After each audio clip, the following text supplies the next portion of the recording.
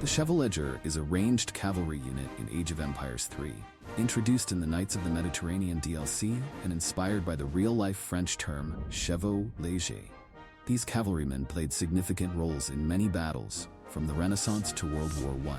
Their history is far more interesting than one might expect, given their adaptability and long service across different eras. In this video, I'll explore the origins of the Chevaulegers, their evolution through history, and how they are represented in the game. By looking at both the historical context and their in-game mechanics and working. Similar to the Dragoons, the Chevauleger has high speed and attack, with multipliers against heavy cavalry and hand-shock infantry. In comparison with Dragoons, they have less ranged attack, slightly less speed, and cost more food, but they have higher hit points and hand attack. However, they lack melee multipliers against artillery. Like other light cavalry units, Chevaulegers can be countered by light infantry such as skirmishers and foot archers. However, due to their increased hit points and hand attack, they can take down these units more easily, as long as they are not outnumbered. If the player researches the Dukelberg Lancers technology, Chevaulegers will get a lance and increase their damage multiplier against all infantry in melee combat.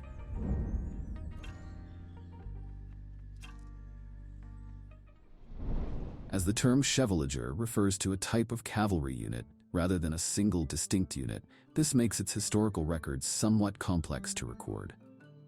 With this, one of the earliest notable mentions dates back to the late 15th century, when King Louis XII of France established the Chevaulegers as an independent branch of the military. They were more lightly equipped than other cavalry units and were initially armed with lances. At the time, light referred primarily to the equipment and horses they used, not the later classical roles of light cavalry. Disbanded in 1787 due to cost issues, the Chevaulegers were re-established during the Napoleonic Wars as part of the Imperial Guard cavalry. Notable regiments such as the Chevaulegers du Grand-Duché de Berg, the Lancers Rouges, and the Polish Lancers fought in over 45 major battles and engagements in Spain and Europe. However, these regiments were disbanded at the end of the war. Although the Chevauleger concept was originally a French cavalry unit, it was also adopted by Austria, Italy, and several German states. However, the Chevauleger unit that we can use in Age of Empires III was not inspired by the French version of cavalry, but rather by the Chevaulegers of the Bavarian army, who served during the same years. The design of this in-game unit closely reflects the depiction of these regiments, particularly as illustrated in Richard Noodle's renowned book Uniformkunde, which showcases the historical military uniforms of the era. This regiment began forming in the late 18th century, as various Bavarian cavalry units underwent changes in name and organization. By 1811, all Bavarian cavalry units had been converted to Chevaulegers. During the Napoleonic Wars, they carried out essential cavalry duties, such as reconnaissance, flank protection, and guerrilla warfare, serving as part of the Confederation of the Rhine, allied with Napoleon. In the Russian campaign, the regiment suffered near total annihilation, losing a significant portion of its forces in battle and being forced to retreat with only a fraction of its original strength. During the Wars of Liberation, the Kingdom of Bavaria switched sides from France to the Allies following the Treaty of Ried to avoid a possible annexation by a great power. Despite changes, during the following years, the Chevaulegers remained a prominent part of the Bavarian cavalry until the end of World War I. Known for their close ties to Bavarian rulers, they were highly regarded and considered the prestige regiment. They wore green uniforms and were armed with sabers, carbines, and lances. A notable moment occurred during this regiment's history on August 4, 1870, when Hermann Weihnacht of the 5th Chevauleger Prince Otto Regiment saved a Prussian hussar during the Battle of Sturzelbronn, symbolizing Bavarian-Prussian unity. They even fought during World War I, becoming the backbone of Bavarian cavalry, performing both cavalry and infantry duties. After the war, the regiments were disbanded, but their traditions continued in the 17th Bavarian Cavalry Regiment, which later formed reconnaissance units before being disbanded in 1939. Throughout their history, there were 8 Chevauleger regiments that fought across various battlefields and eras, serving under different leaders. These regiments played a significant role in shaping European history. They were involved in key conflicts such as the Turkish Wars, the War of the Spanish Succession, the War of the Austrian Succession, the campaign against Russia, the Napoleonic Wars, the German Brother War, the Franco-Prussian War, and World War I, as well as many smaller conflicts. In-game, the Chevauleger uses a carbine for range combat, accurately reflecting the Bavarian Chevauleger regiments during the Napoleonic Wars, which also used swords and lances.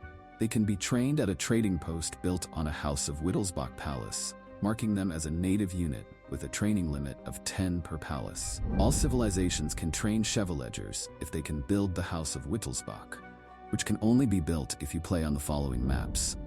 However, the Germans, their historically related civilization, can train them without need of a trading post, after sending the Prince Elector's home city card and allying with the House of Wittelsbach, which also unlocks mountain troopers. The Chevauleger takes up 1 population space and can be upgraded to Royal Guard level. Additionally, Germans can train a separate version of the Chevauleger, called the Prince Chevauleger, at stables, forts, and galleons after sending the princely Bavarian Chevauleger's home city card. However, this replaces the war wagon, making it unavailable for training. Prince Chevaulegers share the same stats as their Wittelsbach counterparts, but take up 2 population spaces, are not classified as native warriors, and have their own build limit, making them more akin to dragoons, which Germans cannot otherwise train. However, Prince Chevaulegers do not benefit from the Dukelberg Lancers technology, as they are considered a distinct unit from the Wittelsbach version. This means that allying with the House of Wittelsbach after sending the Prince Elector's card does not prevent the player from later sending the princely Bavarian Chevauleger's card, and vice versa.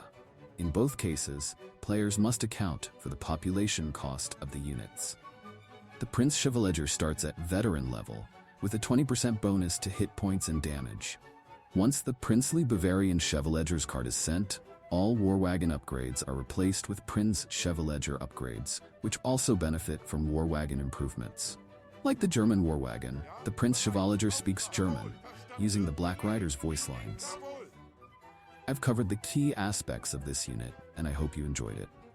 To conclude, like any unit, its effectiveness depends on the context.